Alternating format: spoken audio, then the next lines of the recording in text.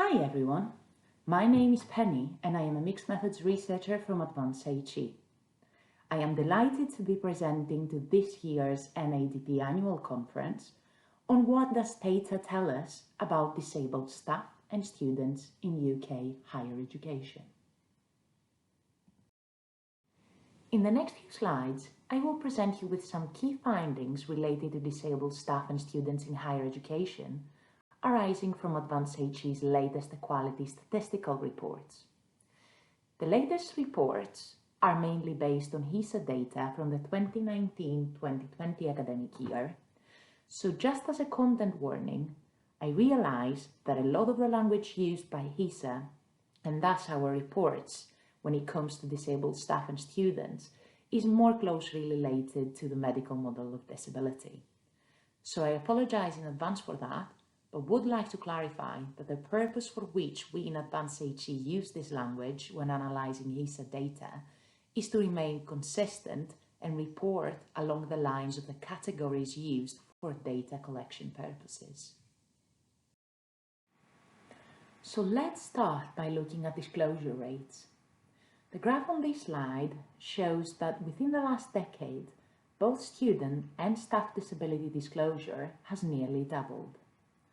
For students, the percentage of those disclosing a disability has risen from 8% in 2010-11 to 14.6%.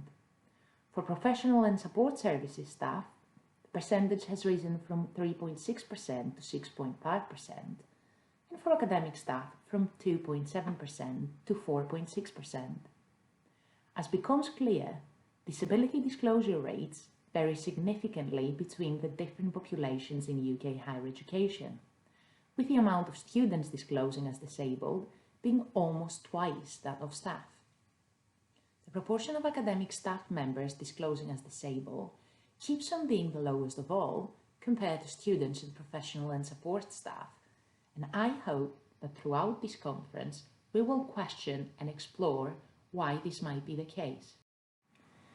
Disability disclosure rates vary across students in different degree levels as well. Specifically, the higher up we move in degree levels, the lower the proportion of students disclosing a disability. The only exemption to this trend is between taught and research postgraduate students, where 11% of PhD students disclosed a disability, compared to just below 10% of master's students.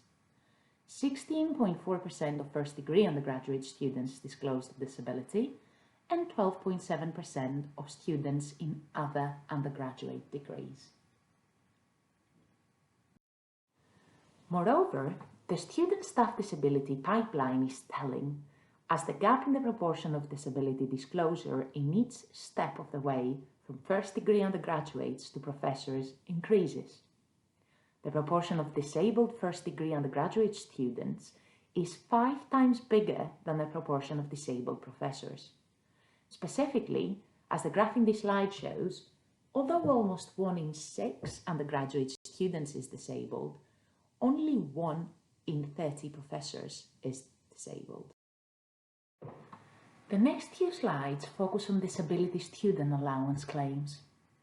Among disabled students with a known DSA status, 32.7% received disability students allowance in 2019-20, which represents a decrease of 1.3 percentage points compared to 2018-19, and is almost 14 percentage points lower than the peak noted in 2009-2010. Disability allowance take-up varies significantly by students' impairment type, with students disclosing specific learning difficulties forming the biggest proportion of those in receipt of the allowance at 43.6%. Students disclosing a mental health condition are far behind in the second place, forming just above 18% of the recipients, with students declaring multiple conditions in the third place, forming 16% of the DSA recipients. Disability allowance take-up also varies across degree levels.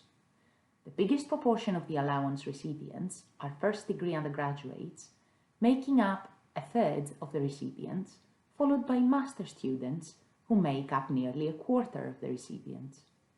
Almost 22% of the DSA recipients are research postgraduate students, and nearly 16.5% of the recipients are students from other undergraduate degrees.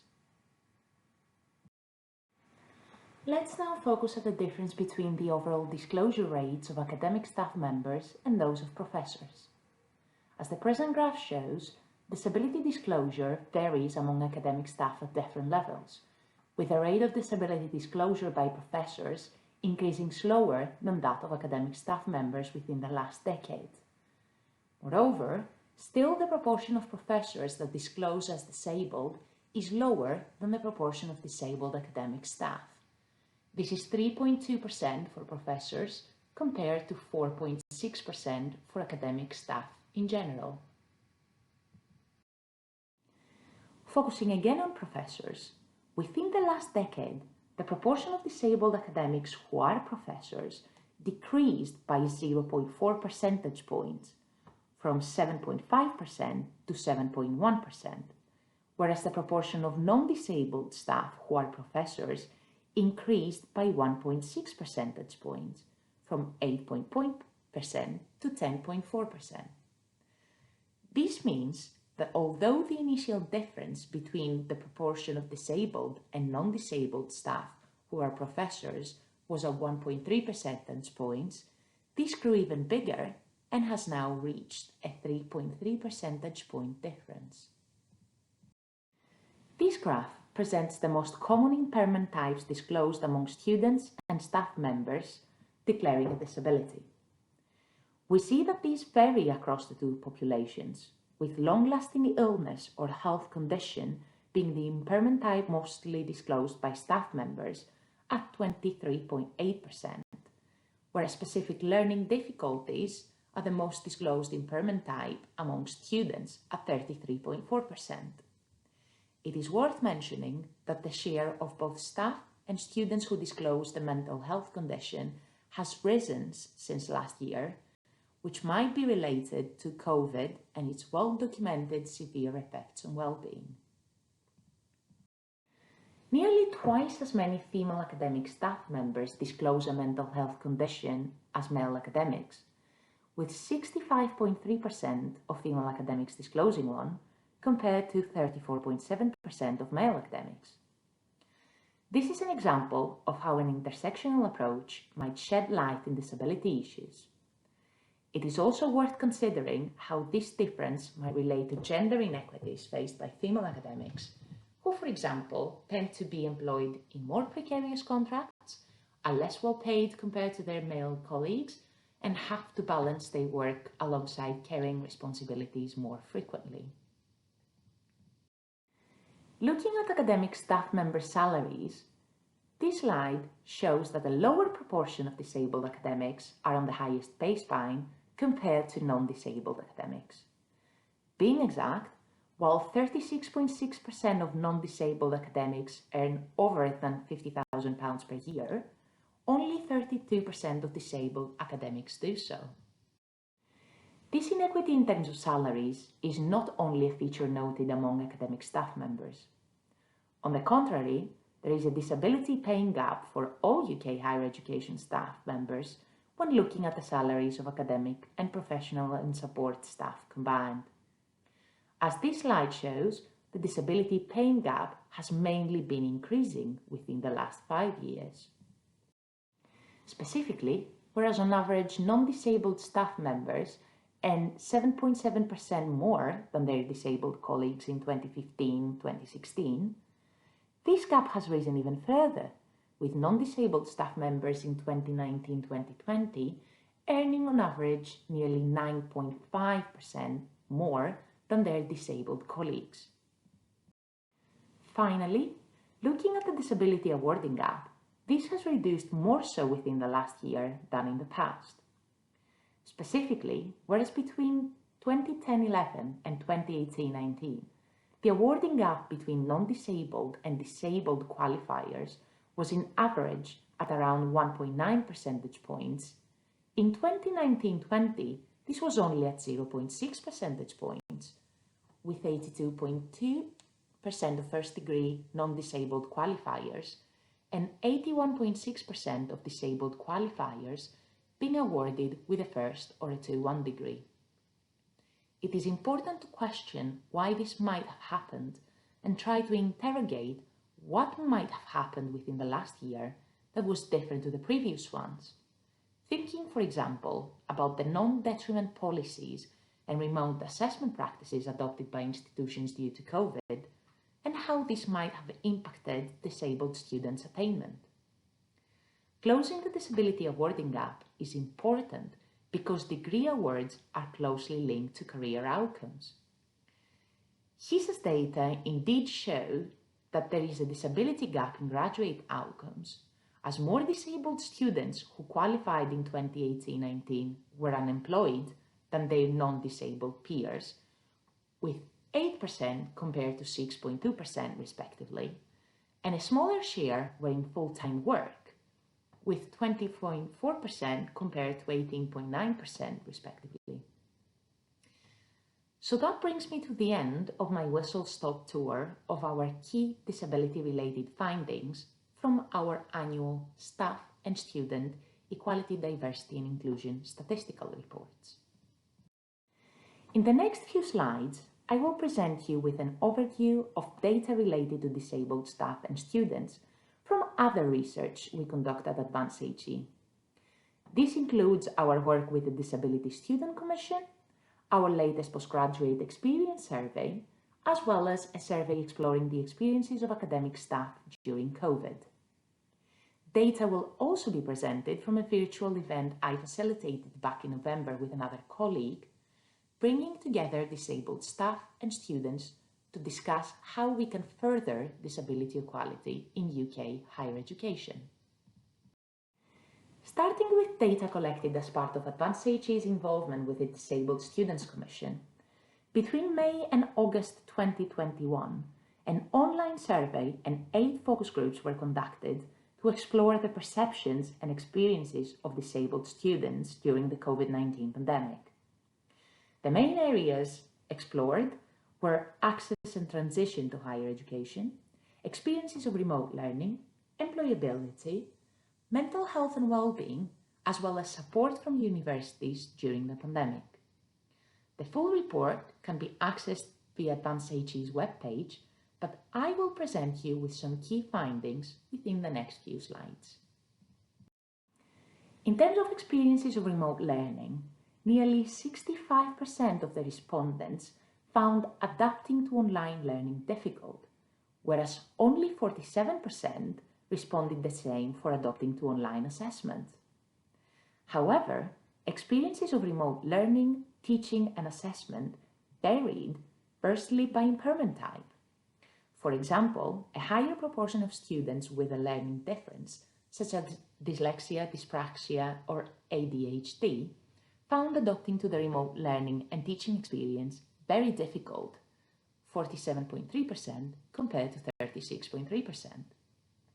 Secondly, experiences varied by ethnicity as well, with Black, Asian and minority ethnic disabled students finding adapting to online learning and teaching harder compared to the total sample, with 41.2% compared to 36.3%. In general, the majority of students supported the move towards hybrid learning and were in favour of continuing the flexibility around the assessment formats, even after the end of the pandemic. The mental health and well-being of disabled students appear to be significantly impacted by the pandemic, with survey results from the Disabled Students Commission survey and the 2021 Advance HE's Postgraduate Taught Experience survey raising concerns around this topic. Specifically, in the DSC survey, almost 83% of the participants reported feelings of isolation and/or loneliness as a result of COVID. Nearly 88% of the respondents with a reported mental health condition said that COVID had exacerbated their health and well-being. Similarly, mental and emotional health issues were the most cited reason for master's students on in-person courses to consider dropping out, as found in the 2021 Advanced AG's Postgraduate Taught Experience Survey. In 2021, just 58% of those who had declared a mental health condition felt their health and well-being support met their requirements, in comparison to 70% of non-disabled master students. Disabled staff also faced significant challenges during the pandemic, similarly to disabled students. In an online survey carried out by Advanced HE between October and December 2020, with 1,310 participants from UK higher education institutions, 16.1% of those respondents identifying as disabled strongly disagreed that their institutions did all they could to support staff during this time, compared to 8.3% of non-disabled respondents. Moreover, 16.8% of the respondents said that they needed access to assistive technology while working from home, but did not have it. The timings of the survey suggest that this meant staff did not have reasonable adjustments in place for 6 to 9 months. The full report based on the survey's findings can be accessed in Advanced AG's webpage, and I have included the relevant hyperlink in this slide. So what do disabled staff and students have to say in terms of how can HE become a more equitable and inclusive space for them? This is what we explored in an online event myself and another colleague facilitated in November, featuring both disabled staff and students' perspectives. Based on the discussions developed during this event, we summarized disabled, and that brings me to the end of my presentation. I would like to thank you very much for your time and attention, and I hope you found my presentation interesting. Please do not hesitate to get in touch with me for any questions or follow-up conversations using my email address on this slide, panagiota.sotiropoulou@advance-he.ac.uk. Please also follow Advanced HE's work by keeping an eye out on our webpage at www.advance-he.ac.uk to stay up to date with all the work we are doing with the Disabled Students Commission and other relevant initiatives. Enjoy the rest of the conference, and thank you once again.